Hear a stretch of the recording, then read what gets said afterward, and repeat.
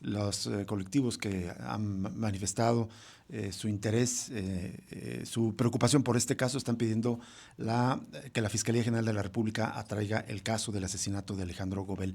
Pero vamos a hacer una pausa en esta información para enlazarnos hasta Arizona y agradecerle a Alexander Aviña que nos tome esta llamada, como ya lo presentó Jesús al principio. Alexander Aviña es profesor de la Universidad Estatal de Arizona. Él es profesor asociado justamente en Historia en la Escuela de Estudios Históricos, Filosóficos y Religiosos de la Universidad de Arizona. Es hijo de inmigrantes indocumentados de Michoacán. Anteriormente ya ha enseñado en otras universidades como la de Florida y la del sur de California, y su investigación se centra en el México del siglo XX, con énfasis en los movimientos revolucionarios, la izquierda mexicana, la violencia de Estado y el terrorismo, la inmigración y la historia de producción y el tráfico de narcóticos, y ha publicado un libro sobre movimientos guerrilleros en Guerrero que se llama Espectros de la Revolución y que ha sido galardonado por su calidad de investigación, y estamos muy agradecidos que Alexander Aviña nos tome esta llamada justamente para comentar el momento político que se está viviendo en Estados Unidos. Alexander, muy buenas tardes, te saluda Rubén Martín. Buenas tardes, Rubén. Muchas gracias por la invitación. Al contrario, gracias a ti, tenemos mucho interés en conversar contigo. ¿Cómo estás interpretando el triunfo por segunda ocasión de Donald Trump y todo lo que representa él como un movimiento político conservador de derecha? Algunos lo califican incluso de fascista. ¿Qué significa este regreso de Donald Trump, Alexander? No, es un momento políticamente muy difícil, ¿no? También nos deja muchas cosas interesantes de qué debatir, ¿no? Ahorita todos los medios acá en Estados Unidos están, muy acelerados, ¿no? Tratando de encontrar las respuestas para explicar la victoria de este hombre que si no es fascista en el modelo clásico, Uh-huh. definitivamente sí maneja un discurso fascista, ¿no? Especialmente en la manera que ataca a los inmigrantes y a diferentes sectores de la sociedad americana. Pero yo leo este resultado más como un fracaso del Partido Demócrata, más que una Exacto. victoria de Trump. Lo vergonzoso para el Partido Demócrata es que es la segunda vez que les pasa esto. O sea, no han encontrado la manera de poder ganarle a este hombre que, que en mi punto de ver es un payaso. De cierta manera es un payaso. O sea, sabe manejar muy bien los medios, sabe cómo presentarse públicamente, sabe cómo conectarse con diferentes audiencias, ¿no? Tiene un estilo tan errático y tan diferente que la clase política en Estados Unidos no sabe cómo manejarlo, no sabe cómo enfrentarlo. Y los demócratas han fracasado ya dos veces. Y en las dos ocasiones, primero con Hillary Clinton y esta segunda vez con Kamala Harris, su estrategia fue presentarse como partido y como con una plataforma electoral centrista. O sea, pensando que la manera de ganarle a Trump era para moderar su política, Claro. moderar sus mensajes, o sea, aparecer como Republican Light, ¿no? En vez de atacar los problemas muy reales que la gente aquí en Estados Unidos está sufriendo, ¿no? Y han sufrido por lo menos 4 o 5 años, ¿no? Entonces, para mí, como te digo, es un fracaso de los demócratas. Su estrategia de tratar de parecerse como un partido republicano light les ha fracasado dos veces. Y seguimos acá todos los ciudadanos y no ciudadanos al punto de sufrir otros 4 años de este señor que en verdad no tiene interés en gobernar. Es lo que vimos la primera vez que estuvo de presidente. Es perezoso, le falta disciplina. O sea, él no tiene mucho interés en gobernar. Lo que él quiere es la plataforma, quiere la atención, quiere el prestigio, ¿no? Que se gana uno siendo el presidente del país, del imperio más poderoso de la historia de la humanidad, ciertamente. Así es, Alexander, dices, es un payaso y además, pues otros aspectos bastante negativos que diría uno, ¿cómo es que alguien como él puede llegar, un millonario excéntrico, abiertamente clasista, racista, terminó la campaña en Nueva York insultando o permitiendo que se insultara gravemente a Puerto Rico, y aún así no solamente fue el candidato, sino que gana? Leía hace poco algunos artículos, uno de ellos del historiador Paul Leblanc de Estados Unidos, y él decía que Trump en realidad es el síntoma. Hay una enfermedad y esta enfermedad es un malestar profundo en ciertos sectores de la sociedad de Estados Unidos, una clase trabajadora que antes era o votaba demócrata y ahora está irritada probablemente por desplazamiento de trabajos a otras partes del mundo. En este caso México podría ser, pero también que aglutina una plataforma conservadora, cristianos católicos, de derechas que están en desacuerdo con políticas de más libertades, libertad de pensamiento, libertad de diversidad sexual, en fin. Algo sobre esto es una posible explicación de por qué Trump vuelve a ganar, Alexander. Y ciertamente, creo que sí. Me gusta de la forma de lo que lo catalogas, Rubén. O sea, el Trump significando un síntoma, ¿no? De un problema con raíces históricas más profundas, ¿no? Pero si, si regresamos a la década de los 90, ¿no? Cuando Estados Unidos emerge como el poder principal en el mundo después de la caída de la Unión Soviética. En los 80s y los 90s el Partido Democrático de los Demócratas decidieron girar hacia una nueva dirección, ¿no? O sea, tenían una historia, un legado de ser el partido de la clase trabajadora y en los 80s y los 90s dieron un giraje hacia a las clases profesionales, ¿no? Entonces, las clases medias, las clases profesionales, y apoyando políticas como la del Tratado de Libre Comercio que destruye la base industrial en Estados Unidos y lo que vemos hoy en día, en mi punto de vista, es que estamos viendo el resultado de décadas de política neoliberal que fue adoptada y fue implementada por el partido supuestamente de izquierda que existe en Estados Unidos. Y eso se ve en la información, en los datos que están saliendo de los votantes en esta última elección, ¿no? Ahorita, una de las cosas más significativas que han pasado en esta elección es el apoyo latino que Exacto. consiguió Donald Trump, especialmente en comunidades mexicanos americanos en el sur de Texas, ¿no? Y ahí es muy obvio que hay un condado que había votado demócrata desde el siglo XIX y acaba de apoyar por primera vez a Donald Trump. ¿Y qué nos dejan saber estos votantes? Que al final lo que les importó más fueron factores materiales, fueron factores económicos. 4 años de la presidencia de Biden con inflación, con toda la consecuencia económica de COVID, de supuestamente apagar la economía americana, los precios altos, precios muy altos cuando se trata de tratado de niños, de la escuela, de tarifas de interés. O sea, la vida se ha vuelto muy costosa y gente ha perdido su trabajo. Entonces, tenemos esas comunidades latinas decidieron votar por razones o por motivos económicos más que por su identidad, ¿no? Y es una cosa que acá no entienden muy bien los consultantes, los profesionales que trabajan para el partido de los demócratas, que esta identidad, entre comillas, de latino o hispano, esa identidad no existe, ¿no? O sea, de forma unitaria o de Claro. forma hegemónica. Tal vez sí existe cuando se trata de marketing, ¿no? Como dentro de una lógica económica. Pero cuando se trata de la política de las elecciones, no existe.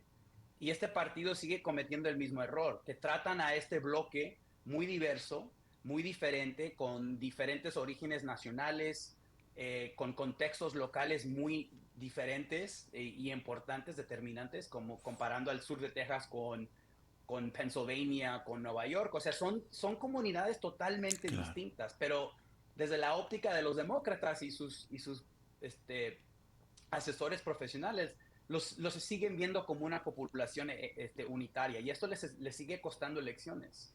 Y, y no ven que esta gente está votando por motivos económicos, por motivos materiales. Y esto es lo que los motivó o no salir a votar por Kamala Harris. Sabemos que entre 10 y 15 millones de demócratas no salieron para votar por ella esta vez, comparado con los números que recibió Biden, o decidieron votar por el hombre anaranjado, ¿no? Que les promete otras cosas. Eh, y por eso pienso yo que más que una victoria de Trump, yo veo esto como un fracaso de los demócratas. Y siguen fracasando y siguen sin poder ver, y hay por muchas razones por cuales. Ujú. Creo que ellos también tienen, por cuestiones de dinero y intereses de clase, no quieren ver que lo que quieren estos votantes de clase trabajadora latina, lo que quieren son cosas materiales, cosas económicas, política económica que favorecen a los trabajadores y a la clase media. Claro. ¿Qué tal, Alexander? Te saluda Jesús Estrada, un gusto saludarte y escucharte. Qué buen análisis. Quería preguntarte, Alexander, vi también una entrevista muy extensa tuya donde hablabas de, obviamente, todos estos flujos migratorios como consecuencia de las políticas económicas imperialistas de Estados Unidos, por ejemplo, sobre todo en América Latina. Y sin embargo, pues llegan a Estados Unidos y son utilizados, digamos, básicamente con fines electorales. Y en esta elección, pues con posturas muy fuertes en contra de la migración de parte de ambos candidatos. Quería preguntar un poco si hay una contradicción viendo el votante, por ejemplo, los venezolanos de Miami-Dade, que fue otro gran cambio en las elecciones, perdieron ahí los demócratas frente a Trump. Esta contradicción porque parece que Trump fue responsable de endurecer las políticas en Venezuela que ya había impuesto Obama, pero con Trump prácticamente hubo hasta, pues hay que recordar, hasta una invasión de mercenarios, ¿no? Pero, sin embargo, votan a favor de Trump como esperanzados de que este hombre saque a los gobernantes en sus respectivos países en América Latina. Es muy buena, mucho gusto, Jesús. La Florida es una cuestión totalmente distinta y única dentro del contexto estadounidense, ¿no? La Florida, como bromeo con mis estudiantes, les digo que es la capital de los latinoamericanos que perdieron procesos revolucionarios a través del siglo XX y siglo XXI. Entonces, todos los perdedores se van a la Florida, ¿no? Y políticamente es un terreno que ha sido preparado por los exiliados cubanos desde la década de los 60.